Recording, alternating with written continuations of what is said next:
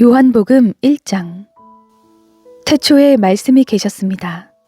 그 말씀은 하나님과 함께 계셨고 그 말씀은 하나님이셨습니다. 그분은 태초에 하나님과 함께 계셨습니다. 모든 것이 그분을 통해 지음받았으며 그분 없이 된 것은 아무것도 없었습니다. 그분 안에는 생명이 있었습니다. 그 생명은 사람들의 빛이었습니다. 그 빛이 어둠 속에서 비추고 있지만 어둠은 그 빛을 깨닫지 못했습니다. 하나님께서 보내신 사람이 있었습니다. 그 이름은 요한이었습니다. 요한은 그 빛에 관해 증언하러 온 증인이었는데 이는 그를 통해 모든 사람이 믿게 하려는 것이었습니다. 요한 자신은 그 빛이 아니었습니다. 그는 다만 그 빛에 대해 증언하기 위해 온 것입니다. 참 빛이 있었습니다. 그 빛이 세상에 와서 모든 사람을 비추었습니다. 그분이 세상에 계셨고 그분이 세상을 지으셨지만 세상은 그분을 알아보지 못했습니다. 그분이 자기 땅에 오셨지만 그분의 백성들이 그분을 받아들이지 않았습니다. 그러나 그분을 영접한 사람들, 곧 그분의 이름을 믿는 사람들에게는 하나님의 자녀가 될 권세를 주셨습니다. 이 사람들이 하나님의 자녀로 태어난 것은 혈통이나 육정이나 사람의 뜻으로 된 것이 아니라 하나님의 뜻으로 된 것입니다. 그 말씀이 육신이 돼 우리 가운데 계셨기에 우리는 그분의 영광을 보았습니다. 그것은 은혜와 진리가 충만한 아버지의 독생자의 영광이었습니다. 요한은 그분에 대해 증언해 외쳤습니다. 내가 전에 내 뒤에 오시는 그분이 나보다 앞선 것은 나보다 먼저 계셨기 때문이다 라고 말했는데 그분이 바로 이분이시다. 그분의 충만함으로부터 우리 모두는 분에 넘치는 은혜를 받았습니다. 율법은 모세를 통해 주셨지만 은혜와 진리는 예수 그리스도를 통해 왔습니다. 지금까지 아무도 하나님을 본 사람이 없었습니다. 그러나 아버지 품에 계시는 독생자께서 하나님을 알려주셨습니다. 예루살렘의 유대 사람들이 제사장들과 레위지파 사람들을 보내 당신은 누구시오? 라고 요한의 정체를 물었을 때 요한이 한 증언은 이렇습니다. 그는 거절하지 않고 고백했습니다. 나는 그리스도가 아니요. 그들이 물었습니다. 그러면 당신은 누구요? 엘리야요? 요한이 대답했습니다. 아니요. 그러면 그 예언자요? 그가 대답했습니다. 아니요. 그러자 그들이 말했습니다. 그러면 도대체 당신은 누구요? 우리를 보낸 사람들에게 가서 대답할 말을 좀 해주시오. 당신은 자신을 누구라고 생각하오? 요한은 예언자 이사야의 말로 대답했습니다. 나는 주를 위해 길을 곧게 하라고 광야에서 외치는 사람의 소리요. 보냄을 받은 유대 사람들 중에는 바리새파 사람들이 보낸 이들이 있었습니다. 그들이 요한에게 질문했습니다. 당신이 그리스도도 아니고 엘리야도 아니고 그 예언자도 아니라면 어째서 세례를 주시오? 요한이 대답했습니다. 나는 물로 세례를 주지만 여러분 가운데 여러분이 알지 못하는 한 분이 서 계시오. 그분은 내 뒤에 오시는 분인데 나는 그분의 신발끈을 풀 자격도 없어. 이 일은 요한이 세례를 주던 곳 요단강 건너편 베다니에서 있었던 일입니다. 다음 날 요한은 예수께서 자기에게 다가오시는 것을 보고 말했습니다. 보시오, 세상 죄를 지고 가시는 하나님의 어린 양이십니다. 내가 전에 내 뒤에 오시는 분이 나보다 앞선 것은 그분이 나보다 먼저 계셨기 때문이다 라고 말했던 분이 바로 이분이십니다. 나도 이분을 알지 못했습니다.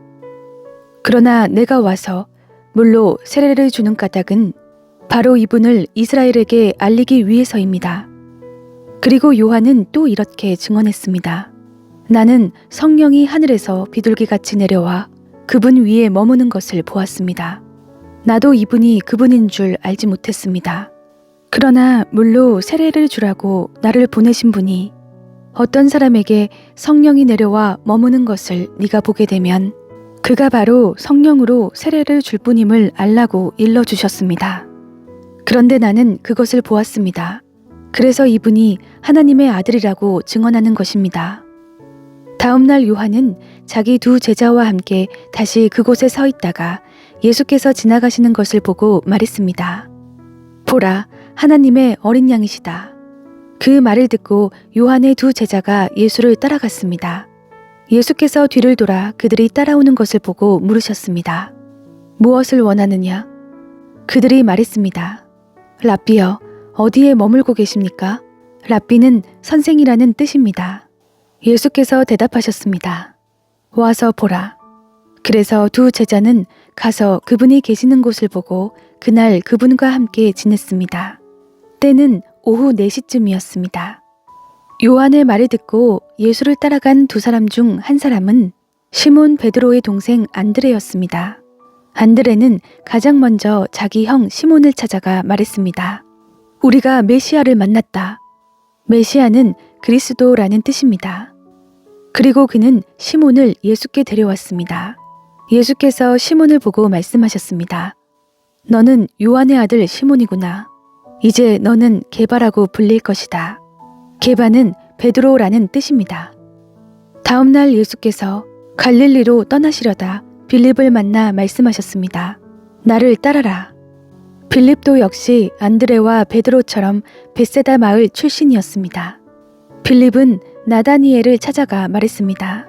모세가 율법에 기록했고 예언자들도 기록했던 그분을 우리가 만났소. 그분은 요셉의 아들 나사렛 예수시요. 나다나엘이 물었습니다.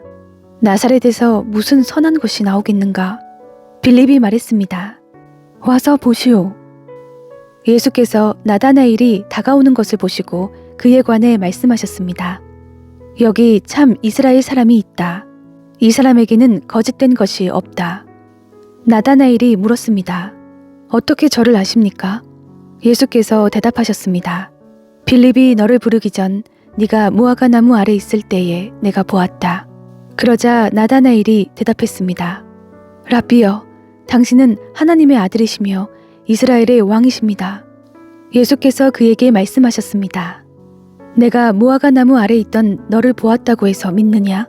이제 그보다 더 큰 일도 보게 될 것이다. 그리고 예수께서 덧붙여 말씀하셨습니다. 내가 진실로 진실로 너희에게 말한다. 너희는 하늘이 열리고 하나님의 천사들이 인자 위에서 오르락 내리락 하는 것을 보게 될 것이다. 요한복음 2장. 3일째 되던 날 갈릴리 가나에서 결혼식이 있었습니다. 예수의 어머니도 그곳에 계셨고 예수와 제자들도 그 결혼식에 초대받았습니다. 그런데 포도주가 다 떨어지자 예수의 어머니는 예수께 와서 포도주가 다 떨어졌구나 라고 말해 주었습니다. 예수께서 대답하셨습니다. 어머니, 그것이 나와 당신에게 무슨 관계가 있다고 그러십니까? 아직 내 때가 이르지 않았습니다. 그러나 예수의 어머니는 하인들에게 말했습니다. 무엇이든 그가 시키는 대로 하라. 가까운 곳에 돌 항아리 6개가 놓여 있었습니다. 그것은 유대 사람들의 정결의식에 쓰이는 것으로서 각각 물 2-3메트레테스 들어가는 크기의 항아리였습니다. 예수께서 하인들에게 말씀하셨습니다. 저 항아리들에 물을 채우라. 그래서 그들은 항아리마다 물을 넘치도록 가득 채웠습니다. 그러자 예수께서 그들에게 말씀하셨습니다. 이제 물을 떠서 잔치 책임자에게 갖다 주라. 그들은 그렇게 했습니다. 잔치 책임자는 물이 변해 된 포도주를 맛보았습니다. 그는 그 포도주가 어디에서 났는지 알지 못했지만 물을 떠온 하인들은 알고 있었습니다. 잔치 책임자는 신랑을 불렀습니다. 그러고는 이렇게 말했습니다. 누구든지 처음에는 맛 좋은 포도주를 내오다가 손님들이 취하면 덜 좋은 포도주를 내는 법인데 당신은 가장 좋은 포도주를 지금까지 남겨두었군요. 예수께서 이 첫 번째 표적을 갈릴리 가나에서 행해 자기의 영광을 드러내셨습니다. 그러자 예수의 제자들이 그를 믿었습니다. 그 후 예수께서는 어머니와 동생들과 제자들과 함께 가버나움으로 내려가셔서 그곳에서 며칠 동안 머물러 계셨습니다. 유대 사람들이 지키는 유월절이 다가오자 예수께서는 예루살렘으로 올라가셨습니다. 예수께서 성전뜰에서 사람들이 소와 양과 비둘기를 팔고 또 탁자 앞에 앉아 돈을 바꿔주는 것을 보셨습니다. 예수께서는 노끈으로 채찍을 만들어 양과 소들을 모두 성전 밖으로 내쫓고 돈을 바꿔주던 사람들의 동전을 쏟고 탁자를 엎어버리셨습니다. 그리고 비둘기를 팔던 사람들에게 말씀하셨습니다. 이것들을 여기에서 치워버리라. 내 아버지의 집을 장사하는 집으로 만들지 말라. 예수의 제자들은 주의 집을 향한 열정이 나를 삼킬 것이다 라고 기록된 성경 말씀이 생각났습니다. 그때 유대 사람들이 예수께 물었습니다. 당신이 이런 일을 할 수 있다는 것을 증명할 만한 무슨 표적을 우리에게 보여줄 수 있겠소? 예수께서 그들에게 대답하셨습니다. 이 성전을 허물라. 그러면 내가 3일 만에 다시 세우겠다. 그러자 유대 사람들이 대답했습니다. 이 성전을 짓는 데에 46년이나 걸렸는데 당신이 그것을 3일 만에 다시 세우겠다는 말이요? 그러나 예수께서 말씀하신 성전은 바로 자기 몸을 가리킨 것이었습니다. 나중에 예수께서 죽은 사람들 가운데서 살아나셨을 때에야 제자들은 이 말씀을 기억했고 성경과 예수께서 하신 말씀을 믿었습니다. 예수께서 유월절을 맞아 예루살렘에 계시는 동안 많은 사람들이 그분이 행하시는 표적을 보고 그 이름을 믿었습니다. 그러나 예수께서는 모든 사람을 알고 계셨기 때문에 자기 자신을 그들에게 맡기지 않으셨습니다. 또한 예수께서는 사람에 대해 그 누구의 증언도 필요하지 않으셨습니다. 사람의 마음속에 있는 것까지 다 알고 계셨기 때문입니다. 요한복음 3장. 바리새파 사람들 중에 니고데모라는 사람이 있었는데 그는 유대 공회 지도자였습니다. 그가 밤에 예수를 찾아와 물었습니다. 라비여, 우리는 당신이 하나님께로부터 오신 선생님인 것을 알고 있습니다. 하나님께서 함께 하시지 않는다면 선생님이 행하신 그런 표적들을 아무도 행할 수 없기 때문입니다. 예수께서 그에게 이렇게 말씀하셨습니다. 내가 진실로 진실로 너에게 말한다. 누구든지 다시 태어나지 않으면 하나님 나라를 볼 수 없다. 니고데모가 예수께 물었습니다. 나이가 들어 늙은 사람이 어떻게 다시 태어나겠습니까? 태어나려고 어머니의 뱃속으로 다시 들어갈 수 없지 않습니까? 예수께서 대답하셨습니다. 내가 진실로 진실로 너에게 말한다. 누구든지 물과 성령으로 태어나지 않으면 하나님 나라에 들어갈 수 없다. 육체에서 난 것은 육체이고 성령으로 난 것은 영이다.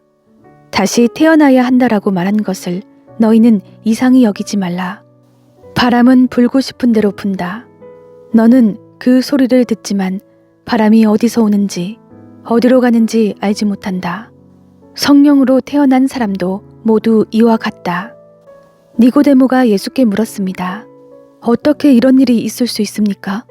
예수께서 말씀하셨습니다.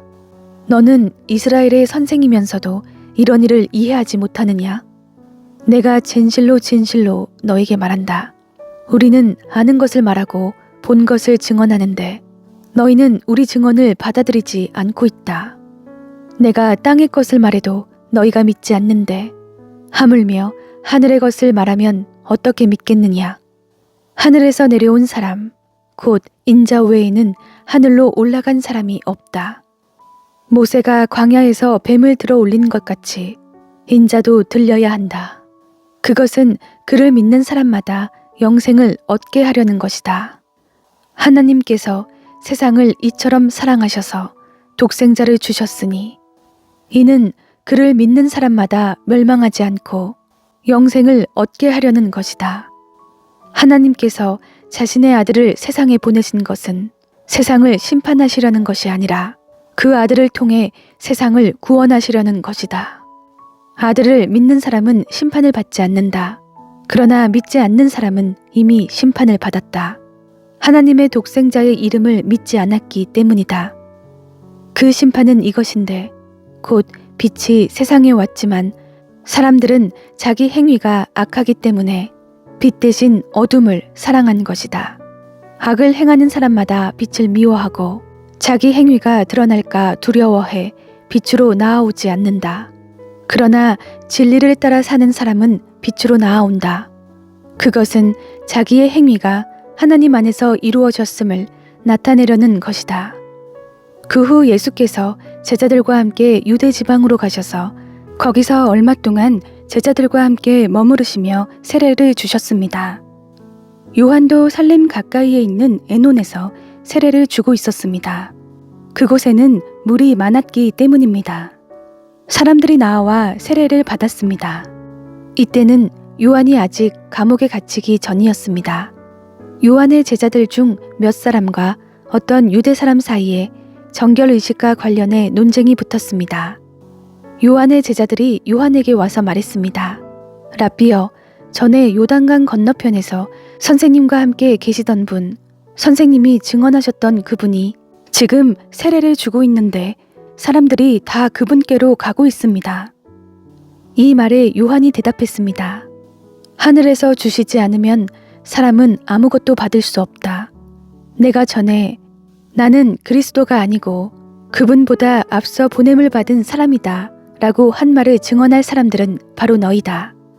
신부를 얻는 자는 신랑이다.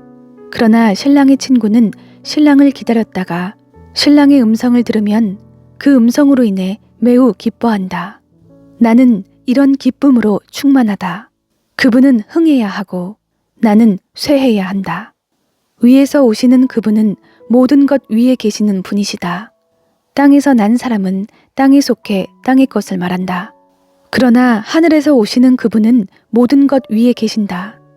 그분은 보고 들은 것을 증언하신다. 그러나 아무도 그 증언을 받아들이지 않는다. 그분의 증언을 받아들인 사람은 하나님이 참되신 분임을 인정하는 것이다. 하나님께서 보내신 그분은 하나님의 말씀을 전하신다. 그것은 하나님께서 그분에게 성령을 한없이 주셨기 때문이다. 아버지께서는 아들을 사랑하셔서 모든 것을 아들의 손안에 맡기셨다. 아들을 믿는 사람에게는 영생이 있다. 그러나 아들에게 순종하지 않는 사람은 생명을 보지 못하고 도리어 하나님의 진노를 받게 된다.